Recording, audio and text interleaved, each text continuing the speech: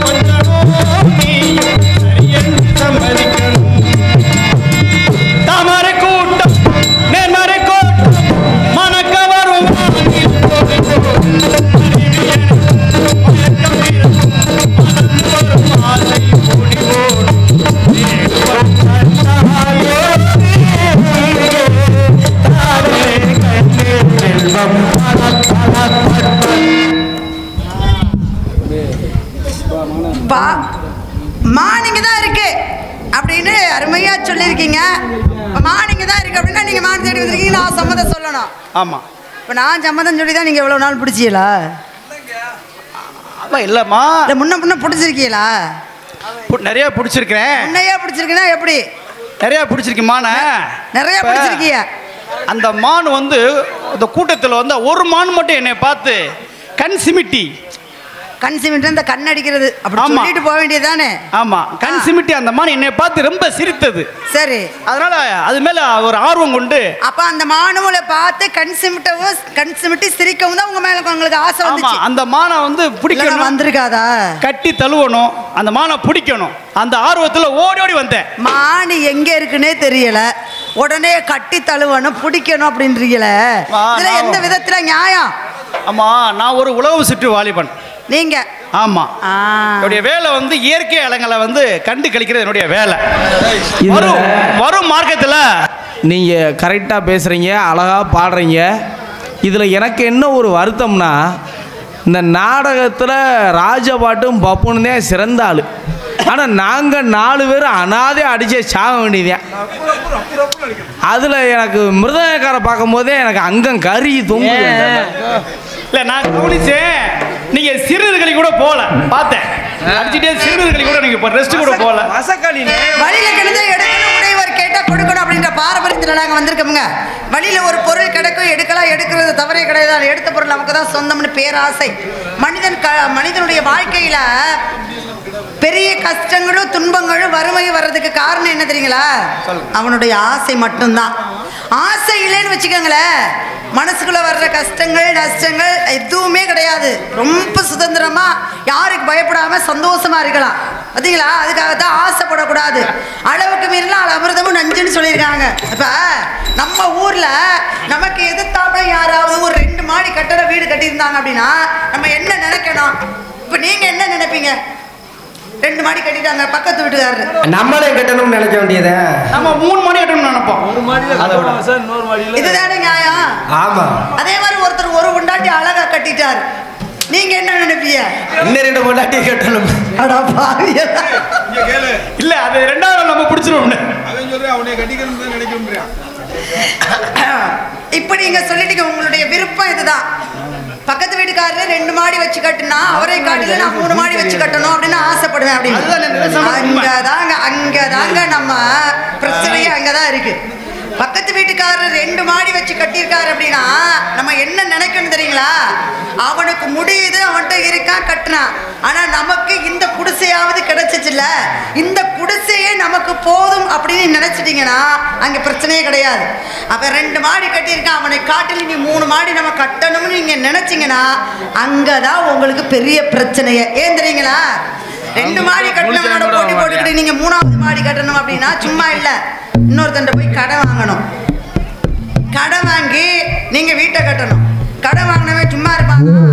சொன்ன நேரத்துக்குள்ள கொடுக்கல அப்படின்னா ரோட்ல போகும்போது கூட கூப்பிட்டு கேட்பேன். அப்ப கடன் கட்ட முடியல அப்படின்னா மனசு என்ன ஆகும்? சங்கடப்படும். அப்ப வறுமை அங்கே என்ன கஷ்டம் வரும். ஏண்டா இப்படி எல்லாம் நம்ம ஆசைப்பட்டோம் அப்படின்னு வேதனை வரும். இந்த மனிதனுடைய கஷ்டங்களுக்கு வேதனைகளுக்கு காரணம் என்ன? ஆசை மட்டும்தான். ஒருத்தர் ரொம்ப அழகான ஒரு பொம்பளை பிள்ளைய கல்யாணம் பண்ணிட்டு வந்துட்டான். ஐயா அவனுக்கு நேரங்காலம் அவனுக்கு நல்ல பொண்டாட்டியா கிடைச்சிருக்கு, கருப்பா வந்தாலும் என் பொண்டாட்டி உலக அழகியா அப்படின்னு நினைச்சிட்டோம்னு வச்சுக்கோங்களேன், வாழ்க்கை ரொம்ப சந்தோஷமா இருக்கும். அவன் கல்யாணம் பண்ணவன் எவ்வளவு அழகா இருக்கா, நமக்கு தான் வந்து வாச்சிருக்கு பாரு கண்ணங்கரேர்னு, எனக்கு தான் வந்து வாச்சிருக்கு பாருங்க கண்ணங்கரேர்னு அப்படின்னு நான் நினைச்சிருந்தேனா, நான் நினைச்சிட்டேன்னு வச்சுக்கோங்களேன், அங்க எனக்கு சந்தோஷம் இருக்காது, கஷ்டம்தான் வரும். அதுக்காக தான் சொல்றேன், ஆசை என்பதே இருக்கக்கூடாது. வரும்போது எதையுமே கொண்டுகிட்டே வரல, போகும்போது எதையும் கொண்டுகிட்டு போறதே இல்லை. இருக்கிற ஒரு 60 வருஷம் 70 வருஷம் 80 வருஷத்துக்குள்ள ஏன் ஆசைப்படணும்? ஏன் வேணும் வேணும் வேணும்னு எதுக்கு அலையணும்? நான் கேட்குறேன். ஏற்கனவே நீங்கள் மானை பிடிச்சிருக்கீங்கல்ல, ஒன்றை வச்சுருக்கீங்கல்ல, அப்போ அதை ஒன்றை வச்சு ஒழுங்காக நீங்கள் கொடுத்தனம் பண்ண வேண்டியதானே. அதை விட்டுப்புட்டு இப்போ இன்னொரு மானுக்கு ஆசைப்பட்டீங்க வந்ததுனால தான் இப்போ என்னோட பேசிக்கிட்டு இருக்கீங்க. இப்போ நான் மானு கொடுக்கல அப்படின்னா உங்களுக்கு மனசு கஷ்டமாக இருக்கும்ல, வருத்தப்படுவீங்கல்ல. இதெல்லாம் தேவையா? அதனால தான் சொல்கிறேன், மனமே பொன் செய்ய மருந்து. இந்த உலகத்தில் வந்து போதும்னு சொல்கிறது ஒன்றே ஒன்று என்னன்னு கேட்டிங்கன்னா என்ன? உணவு மட்டும்தான் கிடையாது. போதும் போதும் போதுமா போதுமா சொல்லும்போது சொல்கிறோம் இல்லையா, போதும் போதும் அப்பைக்கு மட்டும்தான். மற்ற என்ன சொல்கிறாங்க, பெரிய மூத்தவங்க என்ன சொல்கிறாங்கன்னா ஆசைப்படுன்னு சொல்கிறாங்க. நமக்கு என்ன சொல்லி தர்றாங்கன்னா ஆசைப்படு, அதை ஆசைப்பட்டாச்சும் அடைஞ்சிடலாம். ஆசைப்பட்டு கஷ்டப்படுறான்னு. ஆமாம், ஆசைப்பட்டு அடைஞ்சிடலாம். ஆகையினால என்னுடைய மானை கொடுத்துருங்க. ஏங்களே, நம்ம ஒவ்வொரு மாநிலம் இருக்குது, ஒவ்வொரு நாடுகள் இருக்குது. நம்ம தமிழ்நாட்டில் மட்டும்தான் பிறக்கும் போதே ஒரு விஷயமே ஒரு குறிக்கோள் இல்லாமல் பிள்ளைங்கள்லாம் நம்ம ஏதாவது சொல்லி வளர்த்துக்கிட்டு இருக்கோம். ஆனால் வெளி மாநிலங்கள்லாம் பாருங்களேன், வெளி அயல் நாடுகள்லாம் பிள்ளைங்கள்லாம் ஒரு குறிக்கோளோடு வளர்ப்பாங்க. இப்போ இருபத்தியா டேய் ஒன்னே தாண்டா இங்கே என்ன நடந்துக்கிட்டு இருக்கு, நீங்கள் என்னடா பண்ணிக்கிட்டு இருக்கீங்க? அம்மா என்னோட நோக்கம் வந்து ஒரே நோக்கம் தான், பாடு படுத்துறாங்க ஐயா. அம்மா இப்ப நம்ம ஊர்ல குழந்தைகள் வளர்க்கும் போதே என்ன தெரியுமா சொல்லுவான், ஒரு வரைபடத்துல ஒரு யானையை வரைகிறோம்னு வச்சுக்கோங்களேன். இந்த யானையை வரைஞ்சா நம்ம குழந்தைங்க என்ன சொல்லும், இது யானை அப்படின்னு சொல்லும். இப்படி வரைஞ்சு காட்டணும் அப்படின்னா இது யானைன்னு சொல்லும். இதே சைனா குழந்தைங்களை எடுத்துக்கோங்களேன், இது யானை படம் அப்படின்னு சொல்லும். யானை அப்படிங்கிறதுக்கும் யானை படம் வரைஞ்சிருக்கீங்க அப்படிங்கிறதுக்கும் நிறைய வித்தியாசம் இருக்கு. சரிங்களா? அதே மாதிரி பாருங்களேன், அயல் நாடுகள்லாம் சுத்தம் என்ற ஒழுக்கத்தை தான் கற்றுக் கொடுப்பாங்க. குப்பையை இந்த இடத்துல தான் கொண்டு போய் போடணும், கண்ட இடத்துலையும் போடக்கூடாது, கண்ட இடத்துல எச்சி துப்பக்கூடாது, ஒரு செடியை கூட ஒடிக்கக்கூடாது, ஒரு மரத்தினுடைய கிளையை கூட பறிக்கக்கூடாது. இது பறிச்சிங்கன்னா ஒடிச்சிங்கன்னா கண்ட இடத்துல எச்சி துப்பினீங்கன்னா கண்ட இடத்துல குப்பையை போட்டிங்க அப்படின்னா உங்கள் மேலே வழக்கு பதிவு செய்யப்படும் அப்படின்னு சிறு குழந்தையில இருந்தே பழக்கிறது.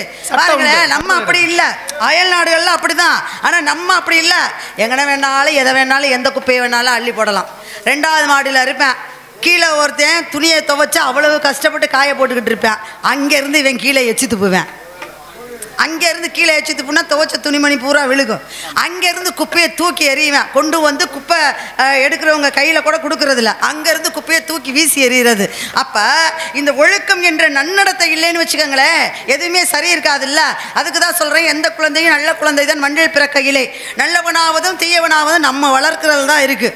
வளர்ப்பு வட்டு வளர்த்தா போதுமா, எந்த விதத்தில் வளர்க்கணும், எந்த விதத்தில் வளரணும் அப்படின்றது ஒரு முறை இருக்குது. அதனால் நீங்கள் நல்ல விதமாக வளர்ந்துருக்கீங்க அப்படின்னு நான் நினைக்கிறேன்.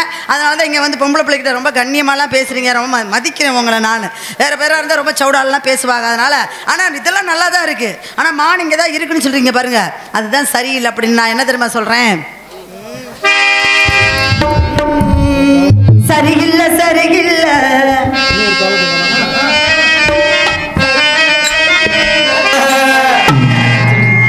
சரியில்லை சரியில்லை மாடு வரவில்லை வரவில்லை.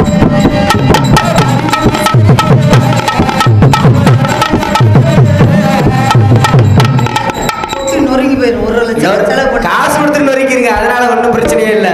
நான் சரியில்லை சரியில்லைன்னு நீங்க என்ன சரியில்லை சரியில்லை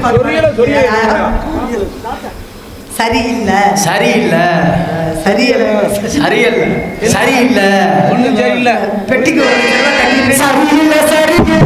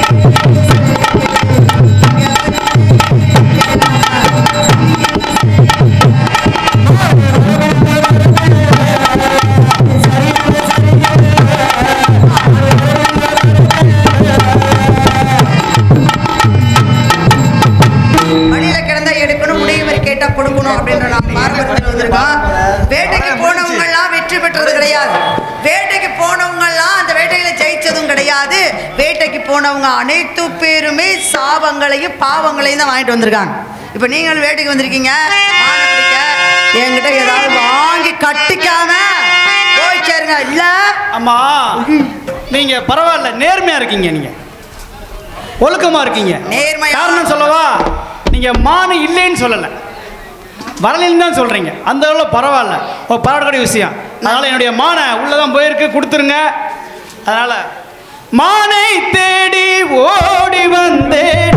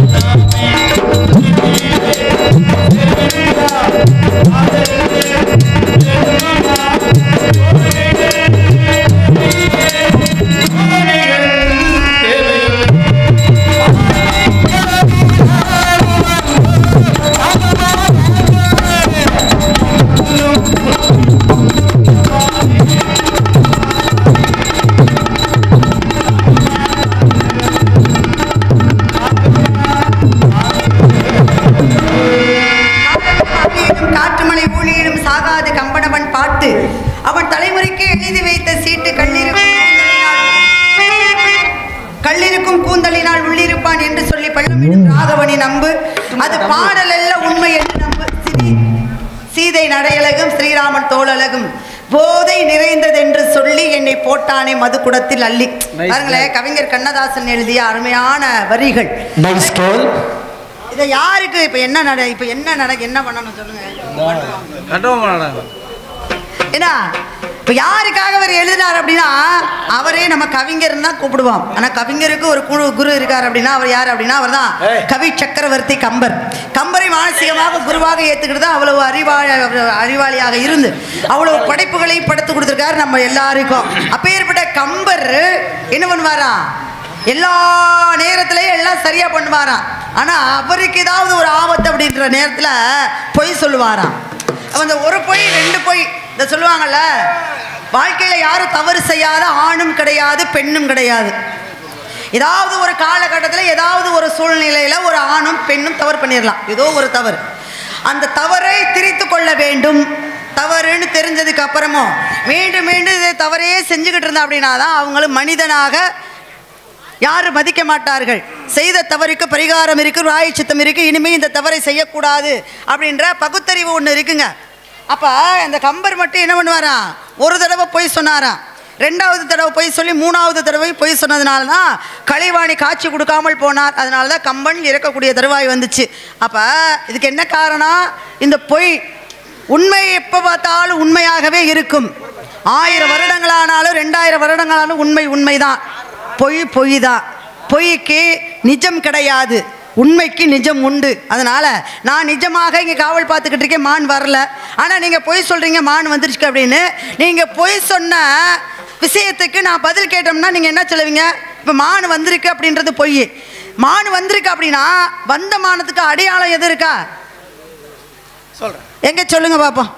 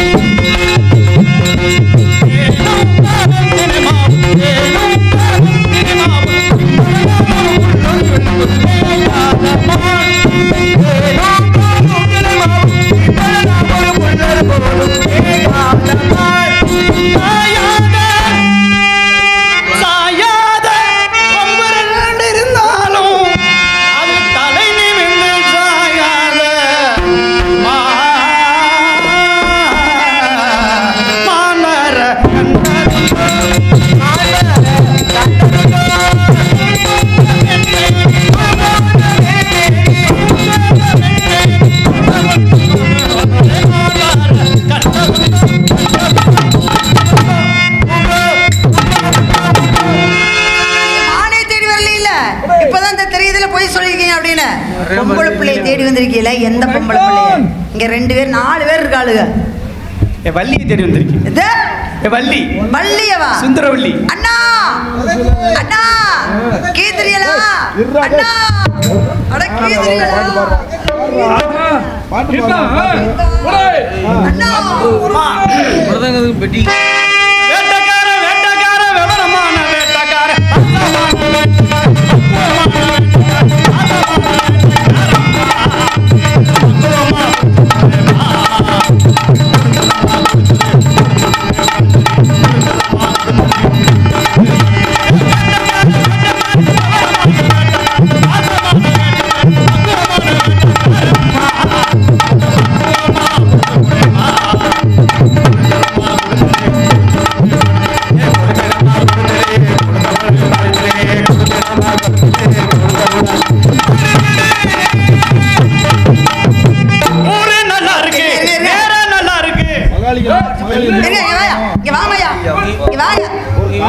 வள்ளியை தானே தேடி வந்தீங்க? ஆமா. ஏன் வள்ளியை தேடி வந்தீங்க? வள்ளி மேல உங்களுக்கு என்ன இது?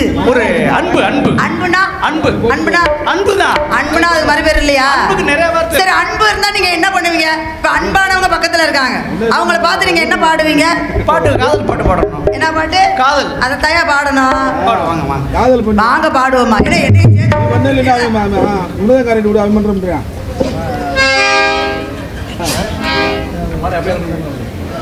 ஏய், நீ என்ன பாட்டு பாடுறியோ ஒரு காதல் பாட்டு வந்து கேட்டுக்க கூடாது. பாடு உள்ள போ. சரி நான் என்ன காதல் பாட்டு பாடவா? முருகா பெரிய மனுஷன் அண்ணா வாடாங்க. அண்ணா மான் தேடி வந்தாருல்லண்ணா, ஆமா, அவர் மான் தேடி வரலையா? முகரே பார்த்தாலும் தெரிஞ்சுல. யார் மகரே அது பார்த்தா? மான தேடி வந்திருக்காங்க தெரியுமா? ஓ மகரே பார்த்தாலும் தெரியுது. ஏத்தா, அவர் அவர் தான் மானே தேடி வரலையா? அவர் எப்படி அவரை நிக்க வச்ச நீ? நீ வந்துட்டேலத்தா. அதுக்காக அவர் என்ன பார்த்து தெரியுமா சொன்னாரு? என்னை பார்த்து, உன்னை பார்த்து அன்பே ஆறுயிரே நீதான் என் உயிர், உன்னை நான் ரொம்ப நாளா காதல் பண்ணிக்கிட்டு இருக்கேன். ஆமா, எல்லாமே என்னால வாழ முடியாது. நான் தான் அங்கிட்டு போடா சமயம் பக்கத்திலே வர்றேன் பார்த்துக்க. அந்த ஆத்தா உண்மையான தெய்வம் தான் கேட்கும். யாரு?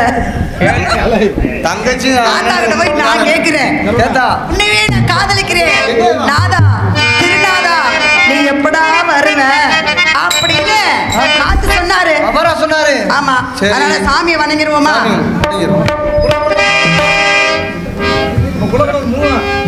செந்தூர் முருகன் கோவிலிலே ஒரு செய்தி நான் கேட்டேன்.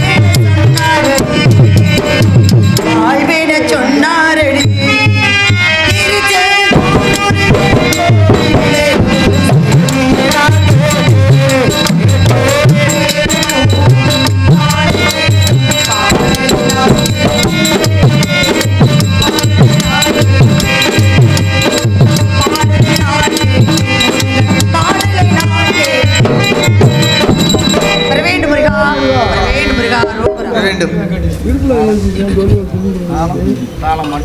வள்ளி ஏதாவது சொல்லுங்க முருகா.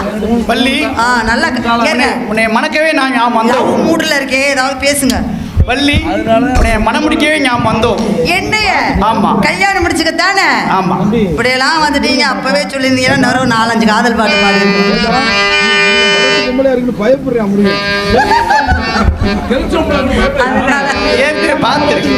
முருகா, உலக மக்களை கல்யாணம் முடிச்சுக்கணும்ல? ஆமா. அப்ப இப்பவே நான் கேட்கக்கூடிய கேள்விகளை பதில் சொல்லணும், எனக்கு வரம் தரணும். சொல்லுங்க.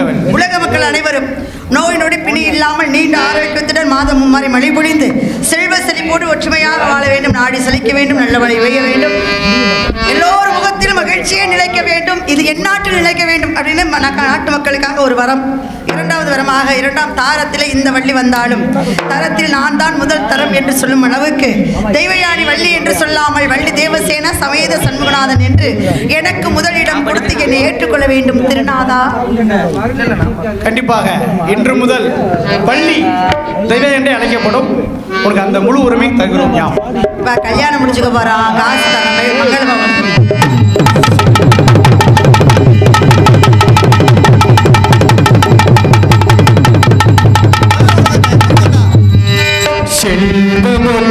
குமரணவன் தமிழ்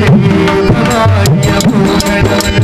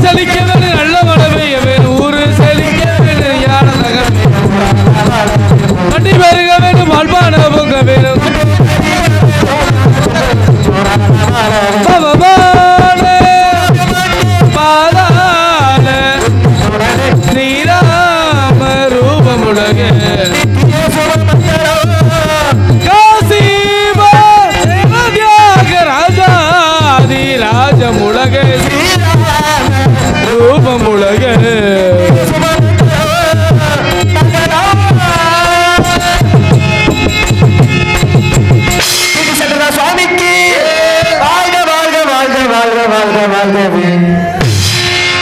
இதுவரை எங்கள் நாடகத்தை கண்டியெடுத்த ஊர் பெரியவர்களுக்கும் தாய்மார்களுக்கும் மற்றும் சுற்றுவட்ட கிராம பொதுமக்களுக்கும் எங்களை தெள்ள தெளிவாக ஒளி அமைத்த இந்த அருமையான அனிசியா ரேடியோஸ் அண்ணா அவர்களுக்கும் அதில் பணிபுரியும் உரிமையாளருக்கும் மற்றும் எங்களை வெளிநாட்டுக்கெல்லாம் அறிமுகப்படுத்திய யூடியூப் சேனல் 3 அனைவருக்கும் மற்றும் இந்த நாடகத்தை சீர்சமமாக அமைத்த இந்த நாடக ஆசிரியர் செல்வமணி தாத்தா அவர்களுக்கும் மற்றும் நமது தாய்மார்களுக்கும் ஆவியூர் கிராம பொதுமக்களுக்கும் மற்றும் எங்களுக்கு வாய்ப்பளித்து பெருமை சேர்த்திய அனைத்து உள்ளங்களுக்கும் நன்றி நன்றி நன்றி. வணக்கம் வணக்கம் வணக்கம்.